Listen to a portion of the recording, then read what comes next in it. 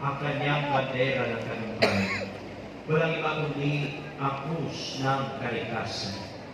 Ang mga imahe ng mga banal ay nagpapaalala sa atin na hindi tayo nag-iisa at sila ang ating kaagapay sa pagsunod kay Jesus. Tumawag tayo sa Panginoon upang ipagalaw niya ang mga biyaya sa ating mga pamilya at sa ating bansa. Manalangin tayo. Ama naming makapangyarihan, dilog mong akuin ang iyong anak, ang krus at kamatayan, upang ang sangkatauhay matubos at mabuhay. Ang pag-ako namin sa krus at kamatayan dito sa lupa, ayon sa liwan na pagsunod sa iyong loob na ninanap ng iyong anak, ay magpanilapat nawang aming kamtin ang lubos na katubusan ng pagkabuhay sa iyong piling. Sa pamamagitan ng Jesucristo, kasama ng Espiritu Santo, magpa sa walang Amen. Amen.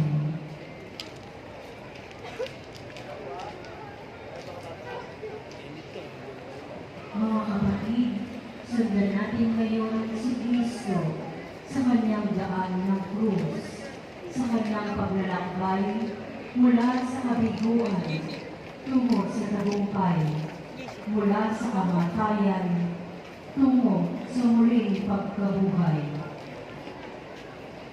San Pedro Apostol, isang taga-Bethsaida, Galilea, si Simon, at siya rin mangingisda na tinawag ni Jesus upang maging kanyang alagad. Pinalitan ni Jesus ang pangalan niya ng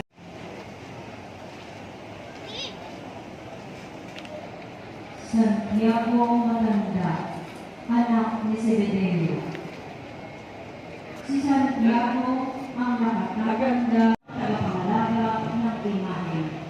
Santiago, anak ni Zebedeo. Ang araw sa Diyos.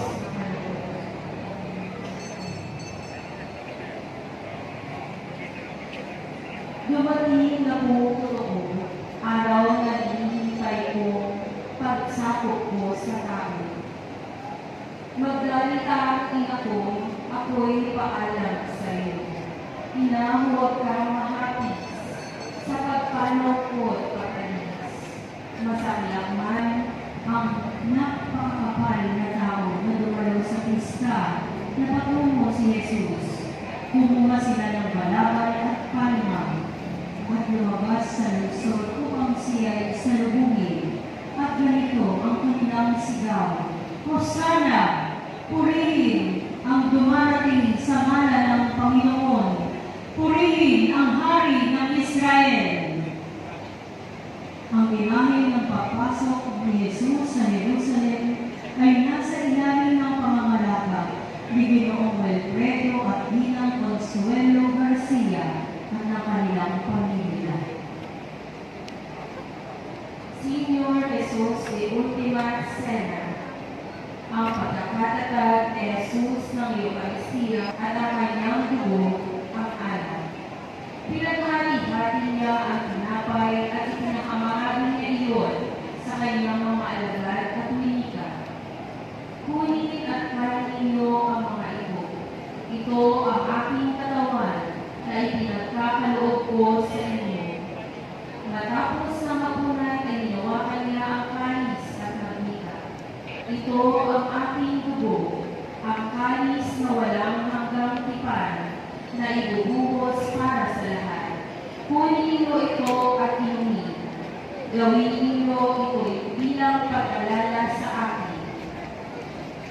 Ipanalangin natin ang intensyon ni Ginoong Liberado at Ginang Biblia Aguilar. Gayon din ang mga kapatid del Huerto. Ang panalangin ni Jesus sa halamanan ng Gethsemane. Ang mabuting balita ng Panginoon ayon kay San Lucas. Gaya ng kanyang pinamagayan, umalis si Jesus at nagtungo sa bundok ng mga Olivo at sumama ang mga alagad. Pagdating doon, sinabi niya sa kanila, Manalangin kayo na kung maaari ilayo mo sa akin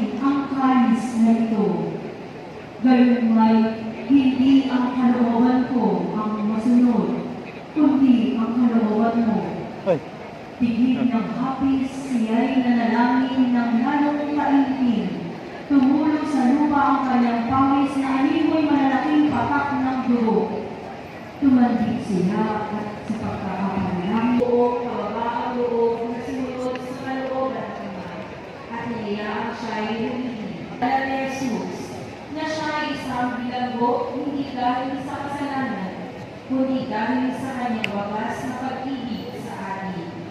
Upang tayo ay palayain mula sa gapos ng kasalanan, itinuro sa atin ang pag-ibig upang tayo ay palayain mula sa gapos ng kasalanan.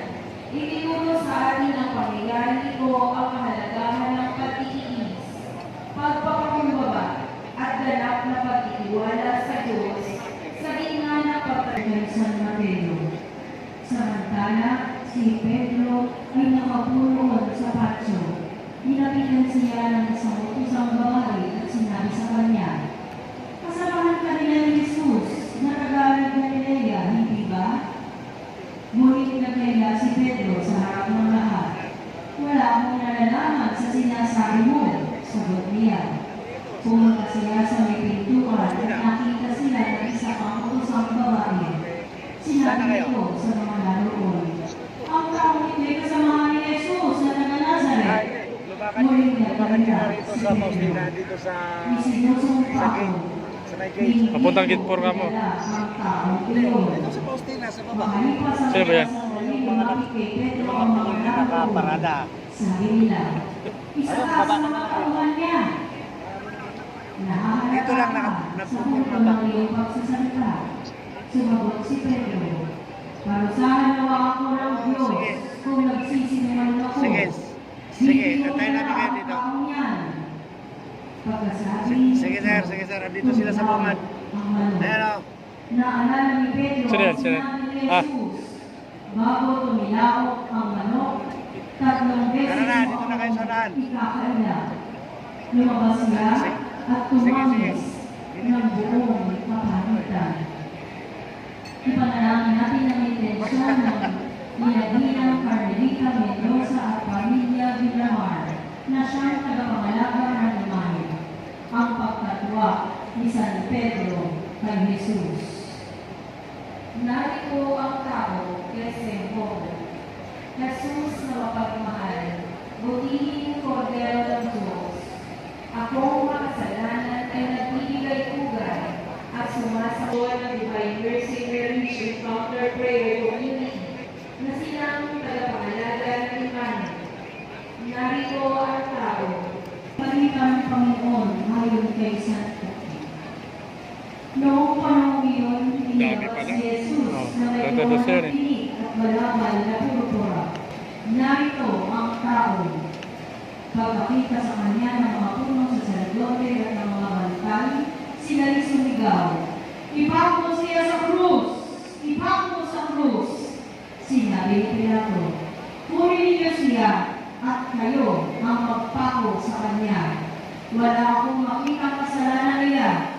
Sumagot ang mga Hudyo, "Ayon sa aming kautusay, nararapat siyang mamatay, sapagkat siya ay mapagpanggap na anak ng Diyos." Natatakot si Pilato na marinig ang mga pananalitang ito.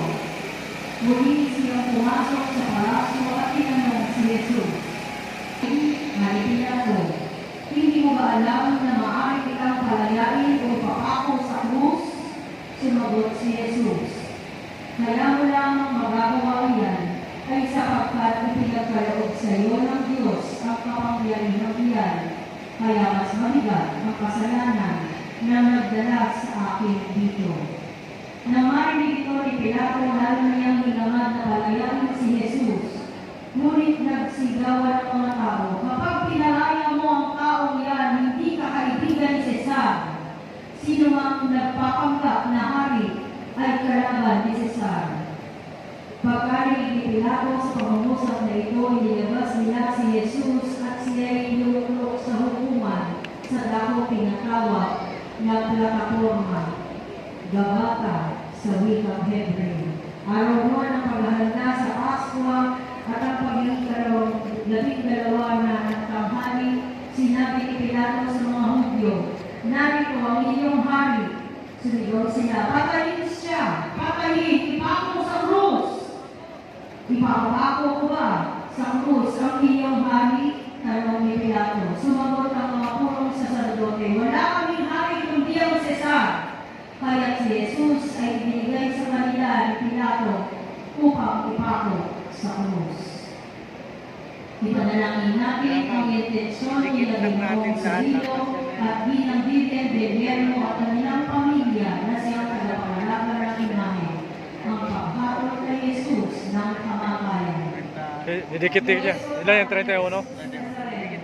Ang pagkasan ni Jesus ng krus. Ang mabuting balita ng Panginoon ayon kay San Mateo. Matapos kagaling, Hindi na lang.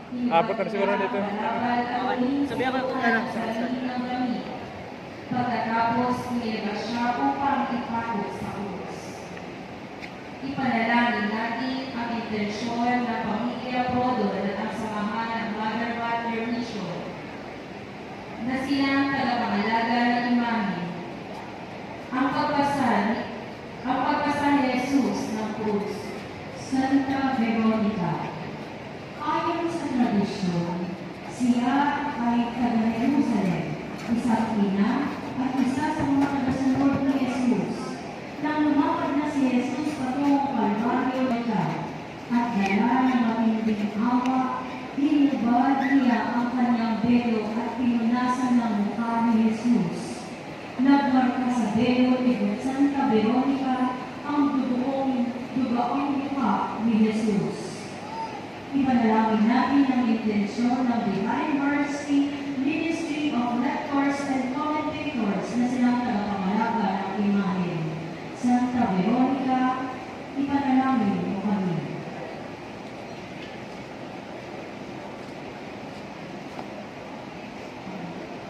San Lorenzo ng Britanya.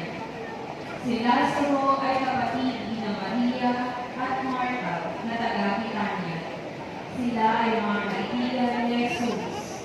Nang si Lazaro ay nagkasakit, pinasabihan niya at sumigaw, "Lazaro, lumabas ka!" Lumabas na si Lazaro na may balot pang mga kayo sa katawan. Ipinalis ni Jesus ang mga nakabalabal na kayo at pinahayo si Lazaro. Si Lazaro ay nabuhay pa ng matagal at naging obispo. Ipanalangin natin ang intensyon ni Ginoong Eleuterio at pamilya na silang tagapangalaga ng imahe. San Lazaro ng Britanya, ipanalangin mo kami. Santa Marta ng Britanya. Sa Biblia, una natin nakilala si Marta na taga-Britanya sa Ebanghelyo ni San Lucas. Tumuloy sa kanya si Santa Marta na ganang kabala sa pag-estima sa mga bisita. Samantalang itinuro ni Jesus kay Marta ang higit na halagang dapat na pinagkakaabalahan sa buhay, ang pagpapalaman ng sarili sa salita ng Diyos. Nang namatay si Lazaro ay pinahayag niya kay Jesus ang kanyang pagtitiwala at pananalig. Ipanalangin natin ang intensyon ni Ginang Carmen